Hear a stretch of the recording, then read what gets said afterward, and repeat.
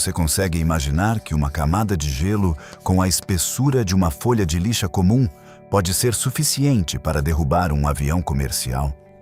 Não estamos falando de blocos de gelo acumulados durante horas numa tempestade ártica. Estamos falando de milímetros. Uma película translúcida, quase invisível a olho nu, distribuída sobre a superfície de uma asa, que transforma silenciosamente uma máquina voadora perfeitamente projetada numa pedra aerodinâmica. O gelo é o inimigo mais traiçoeiro que a aviação comercial já enfrentou. Ele não faz barulho, não acende luz de alerta, não deixa rastro visível da cabine, simplesmente remodela a geometria da asa, destrói a sustentação e condena tripulações que muitas vezes não têm a menor noção do que está acontecendo. Nos próximos 16 minutos, vamos percorrer 8 dos casos mais impactantes da história da aviação causados por formação de gelo. Alguns vão te chocar pela simplicidade do erro, outros pela brutalidade da consequência. Todos vão mudar a forma como você olha para uma janela de aeronave num dia de inverno. Começamos em 13 de janeiro de 1982. Washington, D.C. está paralisada por uma tempestade de neve. O Aeroporto Nacional de Washington opera com atrasos severos. O Air Florida, voo 90, um Boeing 737-200, aguarda na fila de decolagem por mais de 1 hora. Durante a espera, gelo e neve se acumulam sobre as asas e o dorso da fuselagem.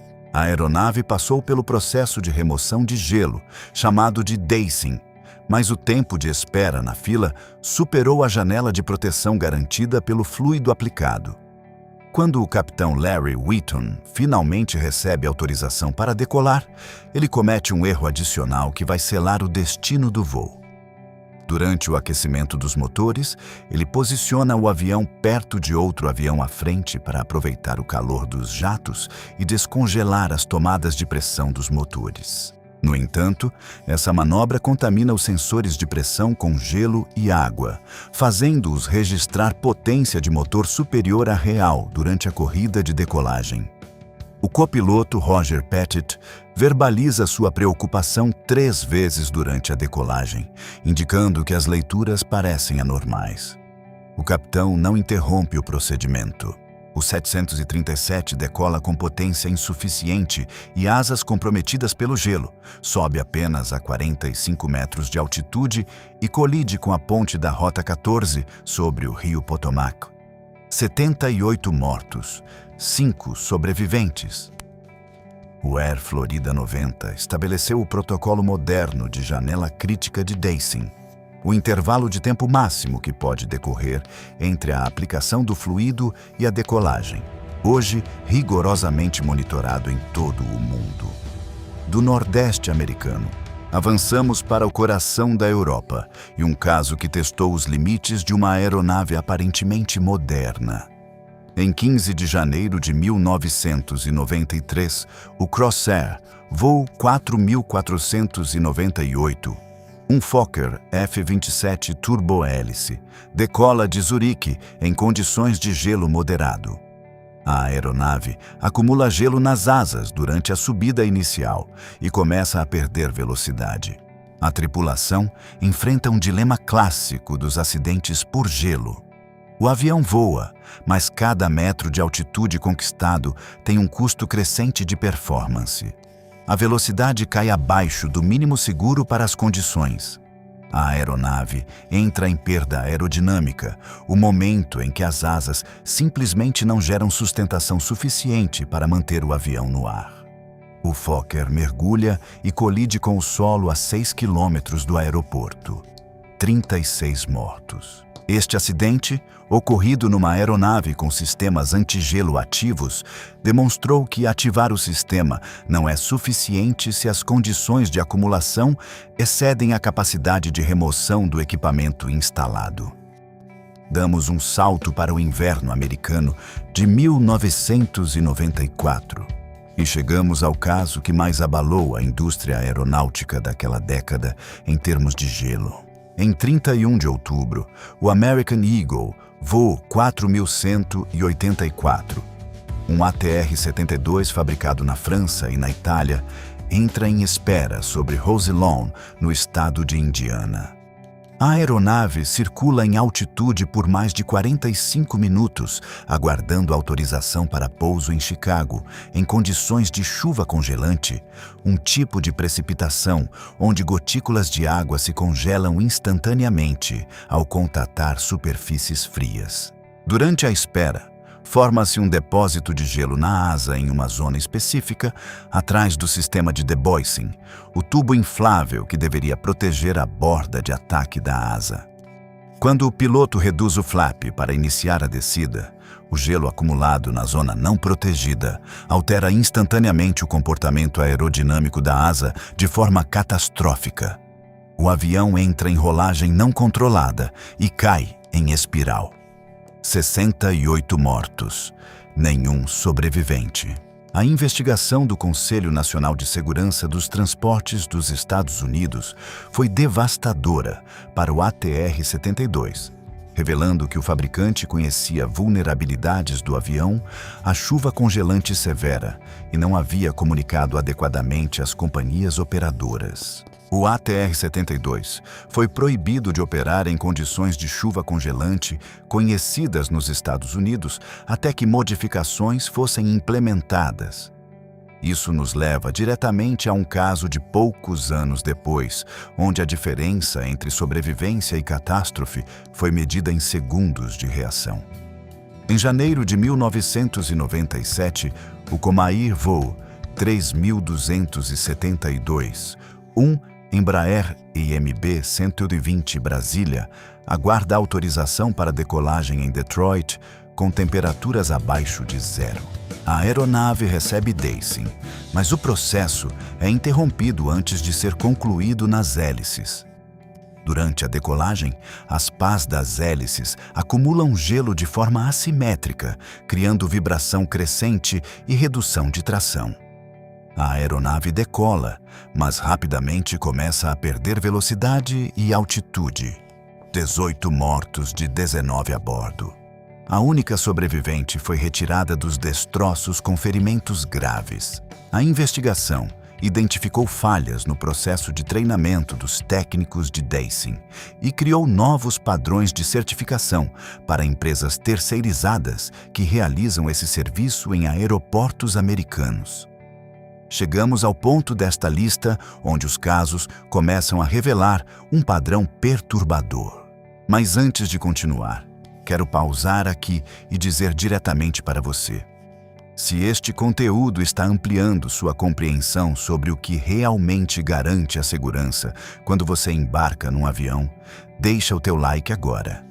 Esse gesto simples mantém este canal vivo e independente. Inscreve-se e ativa as notificações para não perder os próximos episódios desta série.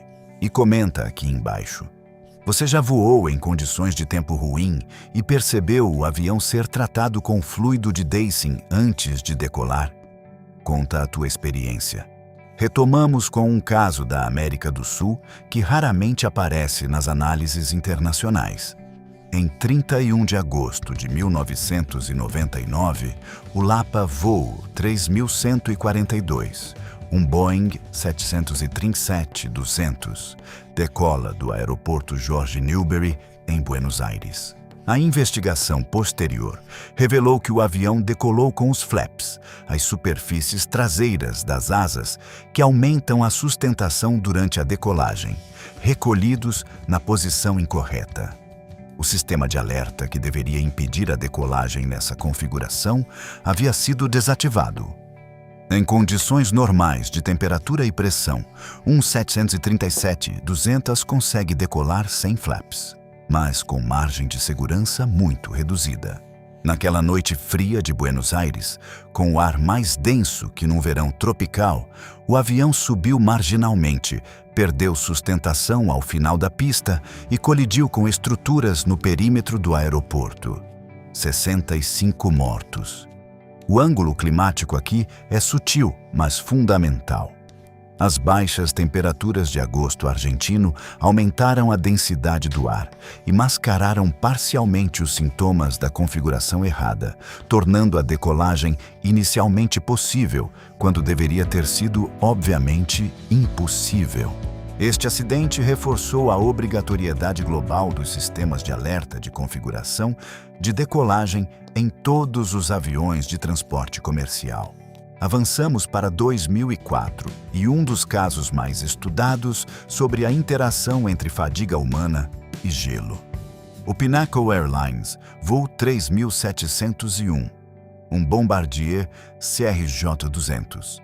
Decola de Little Rock sem passageiros a bordo em voo de reposicionamento para Minneapolis. Os dois pilotos jovens, aproveitando o voo vazio, decidem levar o avião à altitude máxima certificada de 41 mil pés, algo que o CRJ-200 pode atingir teoricamente, mas que exige condições perfeitas de performance. Ao atingir essa altitude, os motores entram em flame out, ou seja, apagam simultaneamente por falta de oxigênio suficiente nas condições daquele voo. Sem motores, o avião mergulha. Os pilotos tentam reacender os motores durante a descida, mas a velocidade excessiva e as temperaturas extremas de altitude causam danos irreversíveis. O avião pousa de emergência em Jefferson City, Missouri, e é destruído ao sair da pista. Os dois pilotos morrem. A investigação do NTSB revelou que o gelo acumulado nos motores durante a descida em alta altitude impediu a repartida completa. Este caso é único porque a formação de gelo foi consequência de uma decisão de voar fora dos parâmetros operacionais, não de condições externas adversas. O próximo caso nos leva a uma manhã de inverno no Nordeste americano e ao acidente que mudou a legislação de aviação dos Estados Unidos de forma mais profunda em 2 décadas. Em 12 de fevereiro de 2009, o Colgan Air, voo 3407, um Bombardier Dash 8400 turbohélice, realiza a aproximação para Buffalo, no estado de Nova York. As condições climáticas incluem temperatura de 2 graus negativos e presença confirmada de gelo. O sistema de proteção contra gelo da aeronave está ativado. No entanto, ao ativar o sistema de proteção, as características de voo do Q-400 mudam de forma que exige velocidade maior do que em condições normais. O capitão Marvin Renslow não estava familiarizado com esse procedimento específico do avião.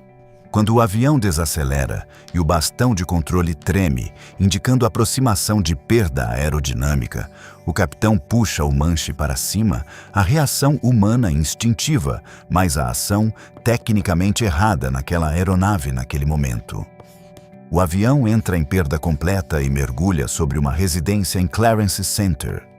50 mortos, 49 a bordo e um morador no solo.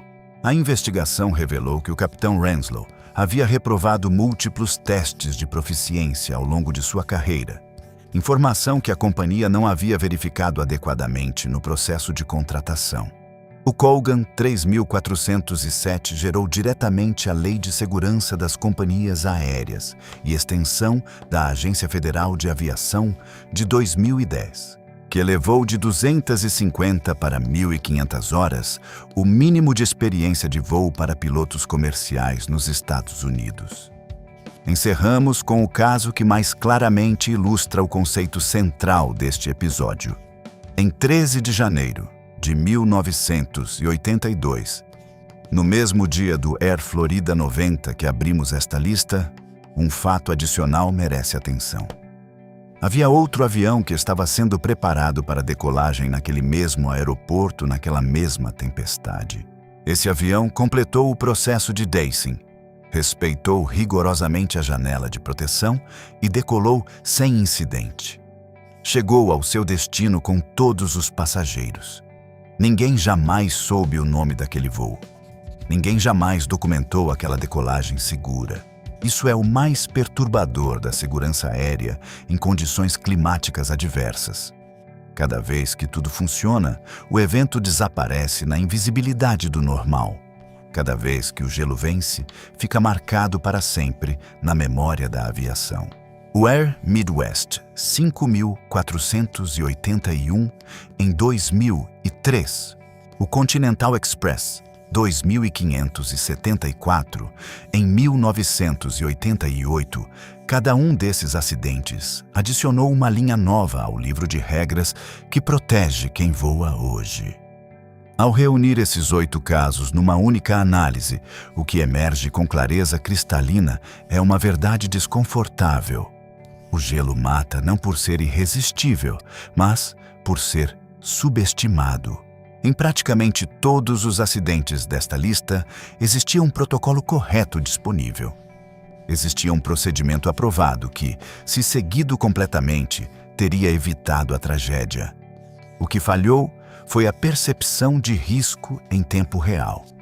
A crença de que aquela camada fina, aquela chuvisca gelada, aquele desvio mínimo de procedimento não seria suficiente para fazer diferença. A aviação moderna, especialmente após 2010, investe bilhões em sistemas de detecção de gelo, precisamente porque aprendeu que a percepção humana é sistematicamente ruim em avaliar riscos invisíveis. A lição que você pode levar daqui para qualquer área da sua vida é direta.